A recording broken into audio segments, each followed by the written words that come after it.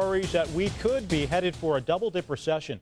Two key sectors of the economy, housing and jobs, are underperforming and causing some concern.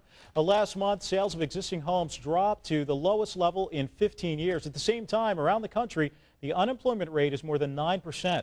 Here in Central Florida, it's at 11.7%. These days, many people who are facing tough economic times might be thinking about dipping into their 401k retirement plans early just to pay the bills. But is it a good idea? Joining us now live in the Fox 35 newsroom, you see him right there, Richard Reyes, the financial quarterback. Richard, thanks so much for joining us. Thanks, Mike. Okay, so Fidelity Investments has a record number of workers who made hardship withdrawals from their retirement accounts. That was in the second quarter. They also say the number of workers borrowing from their accounts reached a 10-year high. Bottom line, good or bad idea? Well, I think that, what I tell my clients is that life sometimes hits you broadside, and we can't ignore that. However, if you're thinking of whether or not to take money out of your 401k or even IRAs for that matter, the answer is always no. It's not a good idea because what happens is that it has an impact on your future, and it's most of the times expensive to do so. Okay, but what about if the rent is due, the mortgage is due, the utility company says they're about to turn off the lights and the power? I mean, then what do you do?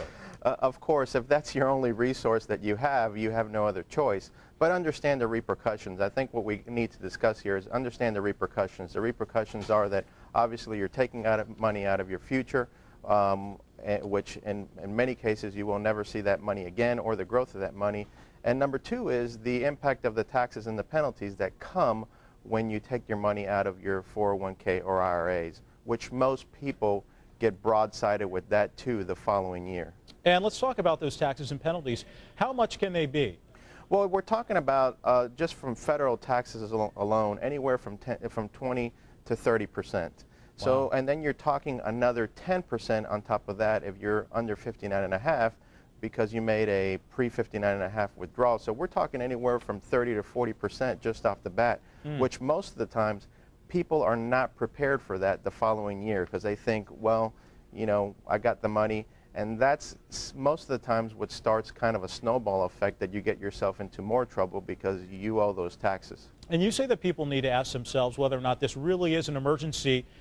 And you also say there could be other options. What are those options? Well, obviously, if you have other options as far as savings and a bank account, CDs, liquid money, selling some assets, maybe having a garage sale and so on and so forth, those are some resources. However, if you don't, then you're forced out of your 401k. Now, the thing about emergencies is quite so often I see so many people taking money out, and it's not really an emergency. They're taking money out to buy a house or a car or a motorcycle or a new boat, or private school tuition. Those, to me, are really not emergencies. Those are just wants that people want, and they force themselves to take money out of their 401ks because it's easy.